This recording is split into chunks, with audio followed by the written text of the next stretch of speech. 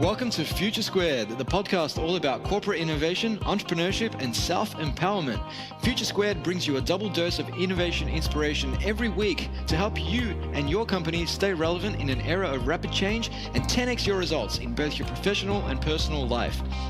Each week, I'll bring you corporate innovators, entrepreneurs, authors, keynote speakers, and thought leaders such as Steve Blank, David Allen, Brad Feld, Tim Harford, Karen Dillon, Jenny Blake, Neil Patel, Rand Fishkin, Pascal Finette, Ryan Blair, and Ash Moria, to name just a few. While every Friday, I'll bring you Fast Fix Friday, some quick, digestible insights to help you end your week on a high as you head off for the weekend.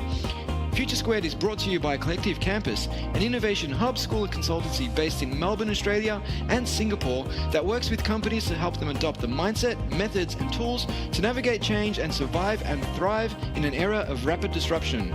If your organization needs help coming up with ideas, testing and turning ideas into reality, incubating teams, driving cultural change, or connecting and partnering with startups, then visit www.collectivecamp.us. And without further ado, here's today's podcast. Welcome back to another episode of Fast Fix Friday. This week's insight comes out of my new book, The Innovation Manager's Handbook, Volume 2, which is now available for pre-order on Amazon and at innovationmanagershandbook.com. So today I want to talk about what corporate innovators can learn from the music industry. Rubin is one of the most accomplished producers in music.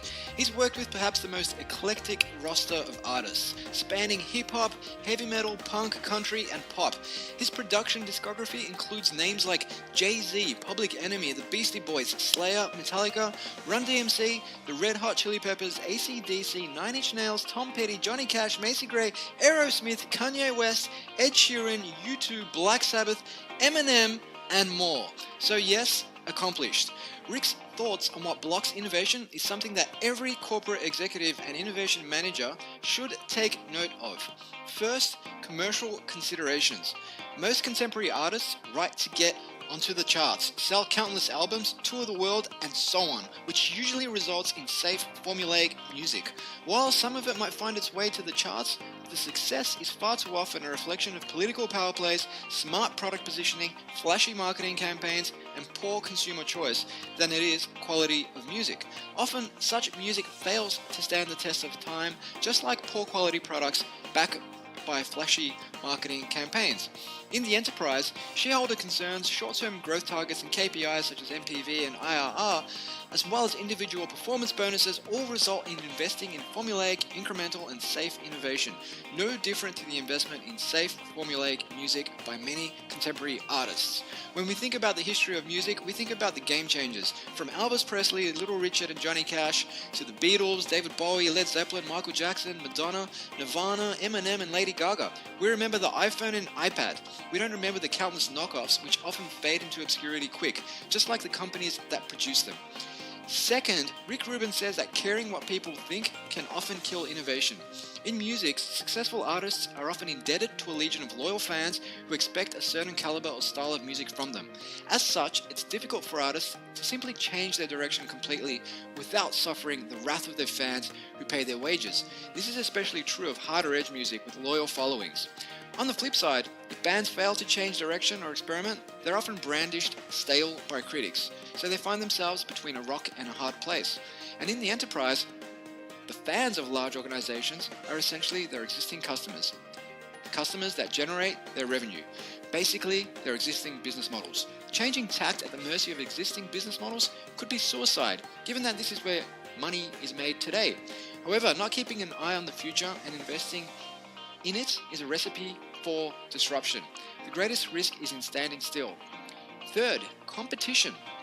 If rival artists are getting success doing one thing, we feel a need to keep up by doing that same thing. Whatever band has trailed a blaze, or blazed a trail, I should say, there's been countless others that followed that look, sound, and acted the same. In the 80s, Motley Crue was followed by hundreds of hair bands. In the 90s, Nirvana gave birth to an era of flannel shirt-wearing grunge bands before Limp Bizkit increased the sales of baseball caps tenfold in the late 90s. In the enterprise, if our competitors are gaining traction with particular products, services, or business model shifts, then there is a sense that we need to do the same and offer competing products. Tense competition also means that we need to cut costs, focus on quick wins, and never dare invest in the long term. This limits our thinking in terms of the types of problems we should be addressing and solutions we should be developing. It's akin to the taxi industry now standing up and saying, hey, we need an app. True innovation is more than just copying what works elsewhere and relies on an entire supporting business model to work effectively, not just a standalone product which can often be copied. And finally, ego. Rubin says that if you think everything you do is great, you might not edit yourself out or you won't work hard enough. He goes on to say that some artists feel they are so good that they can produce 10 songs in a couple of hours. However, great music evolves over a much longer period of time. In the enterprise, the problem with ego is that you think you have all the answers, or at least you want to be perceived as having all of the answers. As such, you're likely to shy away from showing signs of weakness or vulnerability. If we begin with a very certain mindset or idea of what we want, and this vision, often set from the top, is unmovable, we are likely to end up with simple incremental ideas that don't shake any industry foundations and definitely don't serve to create new markets or help us catch the next S-curve.